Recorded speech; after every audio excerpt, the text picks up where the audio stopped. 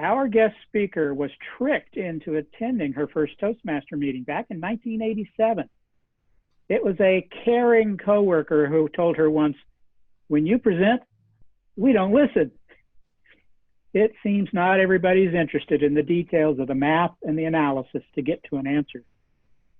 TK O'Geary joined that club in 1987 and has since earned the Distinguished Toastmasters designation twice. Last August, Toastmasters around the world elected her to the Toastmasters International Board of Directors at the International Convention in Denver.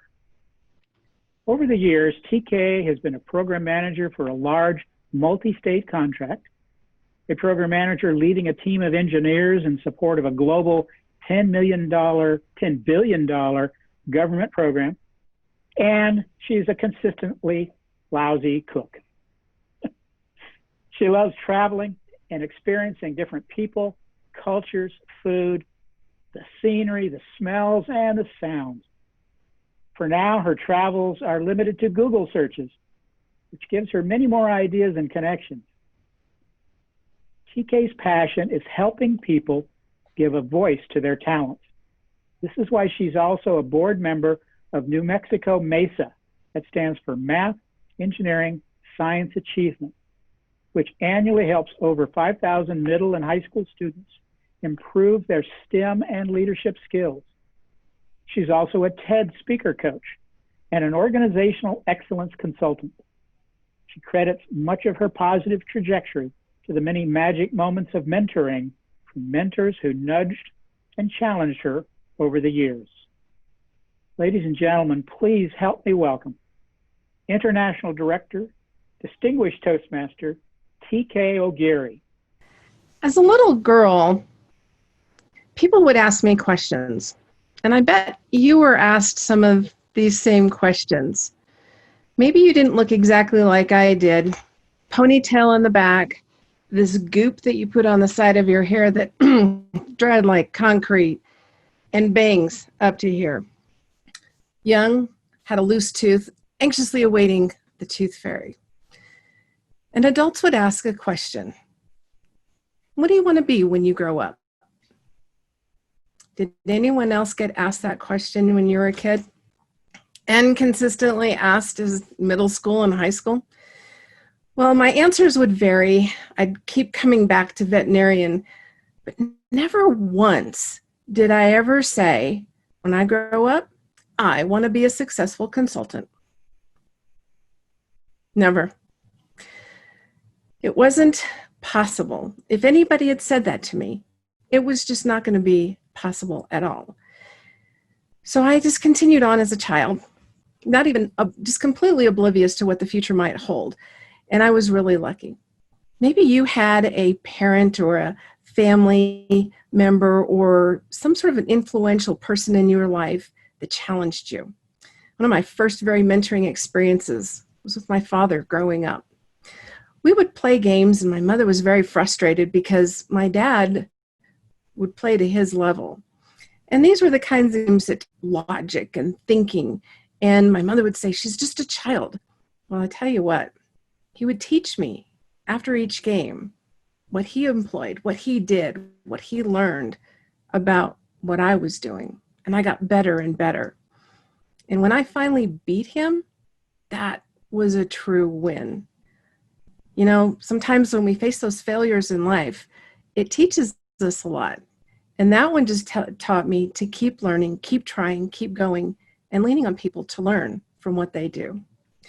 My dad also taught me some other things. Whenever I would ask, what does that word mean? He wouldn't just give me an answer. He would say, let's go to the dictionary. Let's figure it out. We'd go read the dictionary and oftentimes would find that there's more definitions to the word. And sometimes a common understanding of what the word might be wasn't exactly what the definition was according to the dictionary we were looking into. So this really taught me that you want to go back and look at the source information. Trust what's been written and checked and verified. These were great skills as I learned and grew up. And I'll tell you, there were times I would say to my dad, I don't think that's possible. Yeah, we can't do that. I can't do that. Well, if you lived in my house and any time that word was ever mentioned, both of my parents would say, oh, let's take a look. Let's think about that. And from that point, I learned that, if you thought about problems in a creative way, sometimes you could find a solution. Sometimes it is possible. It may not be exactly what you hoped for. It may not look exactly like what you wanted it to look like, but you could make it happen. And this is a lot with some of the activities that I had with my dad. He loved woodworking, and we would go make things in the garage. It was a lot of fun. It didn't always turn out the way I had hoped for in some cases. Sometimes it was better. Sometimes it was enough to get us there. So I really started to learn the possibilities of life. In fact, my father told me that at work, if people were fussing about something or there was a problem or a challenge, you didn't want to stifle. You wanted to let them talk. So he would give a time limit. For 10 minutes, we're going to talk about everything that's wrong, anything you don't like, all the negativity. When that 10 minutes was up, they got into figuring out how we're going to make it happen, because it was going to happen.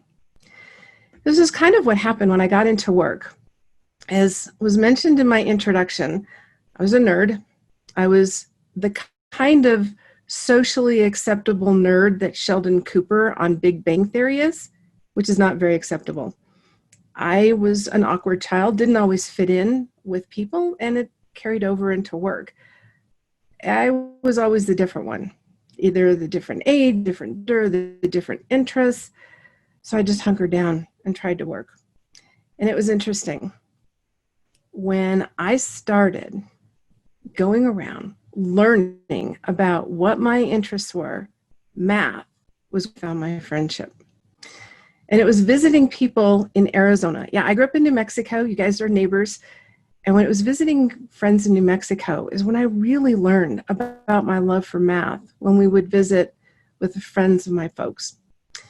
So when I got into my career, mathematician, it was a great career. However, in math, they don't teach you how to connect with your audience. And if I'd have been smart when I went to school, which by the way happened to have been that I finished up at Arizona State, I would have taken up the invitations that the people that live with you guys in Arizona, you're responsible for me knowing about Toastmaster. If I had only listened and said, yes, I would love to go, instead of, I just need a computer, I'm fine, then I would have been much better. Well, as mentioned in the introduction, a couple of coworkers stopped me one day at a briefing. And typically I had a pen and something to write on. And they said, hey, do you have a moment? I said, sure. So we got some feedback for you. Ooh, to me, data. I was ready to write. I said, when you talk, we don't listen. I started writing down. I thought, ooh, I'm getting information. Didn't know enough to think that that might hurt. And when I asked them why, they said, well, it takes too long. So what do you think a good solution to that problem might have been? When I ask people that question, they usually give me answers that would have all been good. However, I didn't choose any of them. My solution? I'll just talk faster. Numbers faster are not more enjoyable. Fortunately, I was really lucky. There was a woman named Elizabeth Chatosky who worked there. She had become sort of an informal mentor of mine, and she had overheard the conversation. Well, one day she said, hey, I've got some fresh vegetables from the garden and a new bread making machine. What do you say I make lunch? We'll have lunch this week. What about Wednesday? Well, I was enticed, and then she mentioned the magic words. I'll make brownies with nuts. I was sold. Wednesday came around, and like a puppy, I followed her. We're going to head down to the conference room. And as we walked into the conference room and she opened the door, I saw a banner, timing lights, and chairs set around a table with agendas ready for a Toastmaster meeting. I looked at her and I said, I know what this is. And she said, you need this. Sit down. So I did. By the time the meeting was over, I realized she was right. Thank goodness, Elizabeth. And by the way, she and I still exchange Christmas cards every year. That was 1987. It was interesting that shortly after that, and for the next 18 months, I wasn't exactly really sure. And then I started putting all the numbers and the data together. I started being asked to lead some teams, to talk to the customer, to get involved. And then one day, take on a significant leadership role. Toastmasters was teaching me how to communicate. I learned how to talk, not like the T, by the way, in TK is Tracy. I had the nickname of Racy Tracy. Not a good nickname. It taught me how to listen, how to talk at the right pace, how to convey information at the level and the detail that the customer wants to hear. I was so grateful for that. I kept going into Toastmasters and I kept through the manuals. And one day somebody came by and said, hey, what do you think about going into district leadership? And you saw all of those names that Don read for area director. And yeah, my day it was governors. And it's a bold move, just like Don said. It's exciting. It's kind of scary sometimes if you haven't been in that role before. And it was one of my favorite roles ever. Having an opportunity to help groups was the best. Learning how different clubs operated and stealing ideas from different clubs and taking them to each place was wonderful. And it was also a place where I could bring in a little bit of that performance excellence consultant that I was. You always wanted to think about, well, what does the customer think? You know, our members and our guests. What is it that we can do as leaders? The club officers. How can we make it more efficient, interesting, more exciting? And it was always great to say, hey, guess what? I'm going to steal this idea and share it with other people. Or when I could bring in an idea from another club. I kept getting asked and I kept saying yes. First thinking it wasn't possible. And then every leader that I worked with said, it is possible. I went to regional conferences, and that's where I got to meet the good friends in such depth from District 3. You may have heard about Operation Little Bit. Yes, Nancy Starr Cassidy was one of my mentors. She wasn't the ongoing mentor like she's been with many of you because we were in different districts. I sure enjoyed getting to see her during region conferences. And then I got to see the calm, wise man of Don Griffith. He could always inspire you and you wouldn't even know that you just said yes to something. And then in my own district, I got asked to lead a district conference. This was a little bit of a stretch for me. I thought it's not possible. Fortunately, Ralph Wallace, which some of you know, past international director, convinced me. Actually, he wore me down in a golf game at a Toastmasters convention. And he also knew how to reach me as far as my passion. He told me about records and numbers, and he says, I think we can beat that. And wouldn't you know, we did. We had attendance that set the record, and it stood for 19 years, and also customer satisfaction, the attendees. And that's the conference where I really got to know Art Nieto. Now, I had met Art Nieto before, and he had helped me out at the prior conference. At that time, we didn't have the cell phones and the ability to do quick registrations, so we often had the paper forms and collected checks. And I got challenged to have those ready to be collected at the prior conference. And I was thinking, that's not possible. And they said, oh, yeah, you can do it. You can figure it out, and we'll get you some help. Well, this brilliant mind thought, let's do a trifold. And also, brilliant mind thought that when you got the papers copied, that they would fold them. And in that day, they didn't, or I had to ask for them, and I didn't. So there I was in the back of the room, folding these flyers for the next conference when Art Nieto walked by, and he started helping me. And that's when I really learned leaders don't have to do anything big, bold, or crazy. Sometimes it's just standing next to somebody and helping out.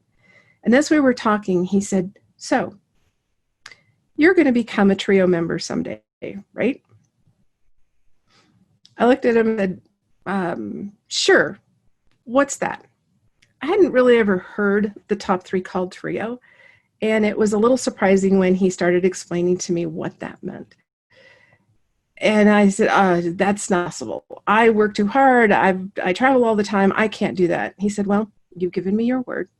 What can I do to help? Later on, when the skies parted and the time was right, and I said yes, I was so grateful that I had listened to Art and wish I had taken action sooner, just like when all of you had invited me to Toastmaster clubs when I was in college. It was great. And that's where I got to meet some other people. Like Rose Swearingen, I'll never forget your first breakout session that I attended when you talked about project management, something that's just totally passionate and just warm in my heart. And then at an international convention, I saw Tim Swearingen up on stage. I was inspired. I didn't think there was any way I could do what he did. He just made me have hope that I could be a better person.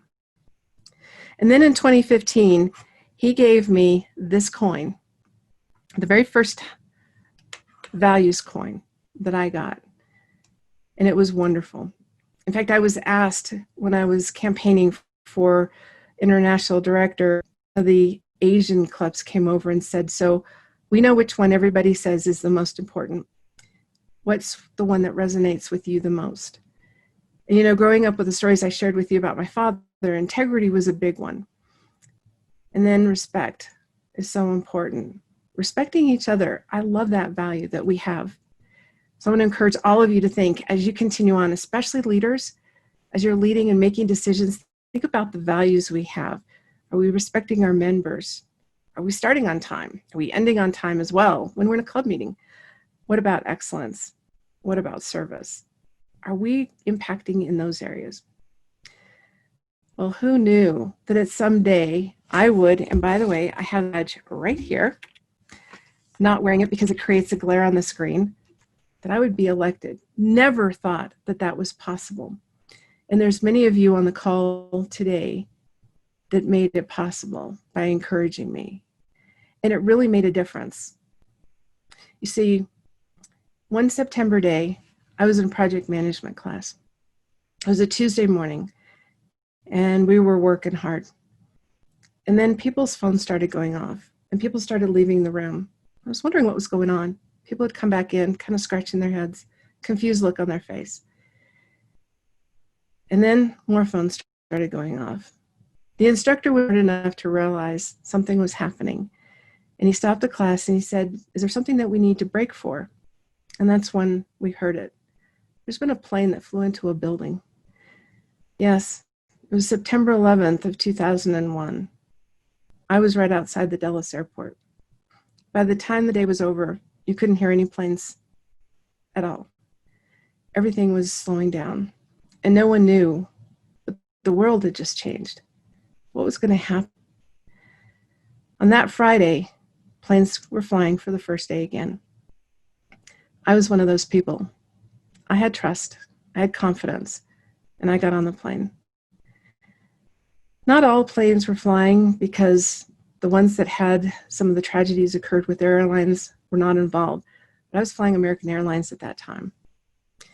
I flew into St. Louis, the layover city, and the next day, I ended up on the plane with the president of TWA, excuse me. I was kind of concerned, wondered if he flew. I was assured that he does. And the big challenge, getting crew to the right aircraft. So I learned that also the leaders just step up, no matter what might be going on in the world. As we started to recover from that, we realized there was a lot to do. People said, oh, you'll never be able to change the electronic systems or the banking systems. You know, if something like that ever goes down, it'll take weeks, if not months, maybe even a year to get that back up and running. And they were right back almost overnight, just days. I also used my Toastmaster skills in communicating at that time to the people that I was working with. Because as a performance excellence consultant, you're always looking for what can happen when you're looking at improvement, looking to make a change. Sometimes it's a desired, sometimes you're forced. And I would always ask people, so let's think about a creative way to do something. I had an example of the amazing work that people did when we were forced to. That banking system coming back up online was unbelievable. And every other little opportunity to see how people responded was great. This also helped me as a Toastmaster, the skills that I learned when I was a program manager. There were several states that were reporting into me. And, we're all talking about being able to see each other. In that environment, all we could do was call. I was only allowed to visit twice per the budgets that the states had set. So all of the conversations I had with all my leaders were by phone. These particular contracts involved going to post offices every day to pick up mail, lots of mail. We had an IT environment where we did also process a lot of items by form. And some of you may remember way back when we had an anthrax scare. That was where someone was putting stuff into an envelope that was very dangerous for people to open. And as it turned out, that post office was the one where one of my offices went to. We had to sit there and figure out how to keep our people safe and yet still be able to deliver and perform on the contract. My Toastmaster skills came in so much during that time to provide that reassurance to the office, to also talk to people and figure out what is it that we can do, how can we make it work, and how can we help the people there. And here we are in times of COVID. Overnight, our world changed. We've all become Zoom masters, or at least Zoom.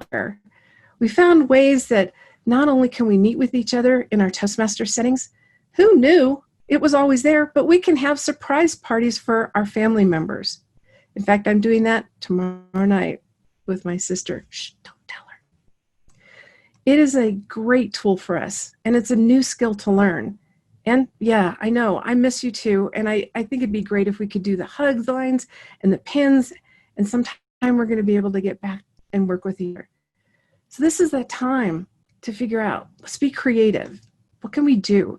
Let's take those Toastmaster skills that we've learned, put them into high gear. Let's figure out, how can we change things up? How can we advertise our club? Maybe you've had a meeting where there's been a person, I know there's more than one, but one I know of, she wants to go to a club in every state in the United States. She might have visited your club and doing the same thing I did when I learned as an area director. Oh, I like that idea, I'm gonna steal it. Or hey, here's one I can share with you. And now we can go visit clubs anywhere, share with them and learn from them. Maybe there's some new ideas for clubs that you might have. There's book clubs, people have families at home, ministries. There's all sorts of different ideas. There's nerds like me that need to learn how to communicate better. I'm sure they may not be as resistant as I was, but boy, howdy did we need it. So maybe there's some ideas you can think about there. I love hearing about the clubs where they're inviting people that used to be members that have moved that can now come back and they're part of family. So let's just think about all those different creative ideas. And if you want, send them to me. If you go to DTM TKO, you'll be able to get that, or TK O'Geary at toastmasters.org. I'd love to hear about your great ideas. I'm hearing some wonderful creative ideas that people are sharing and having new ways of thinking about how to run a meeting, how to gain members, and how to build new clubs. Toastmasters is important. I've learned over time, when I used to think, oh, that's not possible, I would remember back to my father. Let's have a meeting. Let's talk about all the ways that it's not possible and think about the way it is possible. How can we deliver that service? How can we strive for excellence? How can we have the opportunity to respect each other in a different way? Yeah, I don't know about you, but I've found new ways to connect. I do miss people. So I really want us to think about, what is the future like? We don't know what it's going to be. We don't know when we're going to get back to seeing each other in person. But we do know that we can make it happen We have the passion, we have the drive, we have the ability, and you have just inducted an incredible officer team. At least one of them I know. Hi, Sandy. Good to see you again. Glad to see you're in leadership. I want you to challenge each other, share each ideas, and who knows what we might be able to do. Come June 30th, you guys might be high-fiving each other in person, might be on camera still. We might be finding that some of these digital meetings are one of the best ways to do this group collection, where we can absolutely just have the whole gang together. So when you think about asking people, what do you want to be when you grow up? Which, by the way, my father asked me well into my adult years. Maybe they may not know they want to be a better communicator or a leader. Maybe they want to do something in their community or their church, their family, their home group. There might be something that they don't know about yet. They may not think it's possible, but you have the Toastmaster magic. You can help them say, you know what? It's possible. So District 3, thank you so much for letting me be a continued part of your family, and it's possible. I'm going to return control now to Marianne, and she's going to tell you all about the break that you are probably all ready to just take and stretch your legs. Marianne.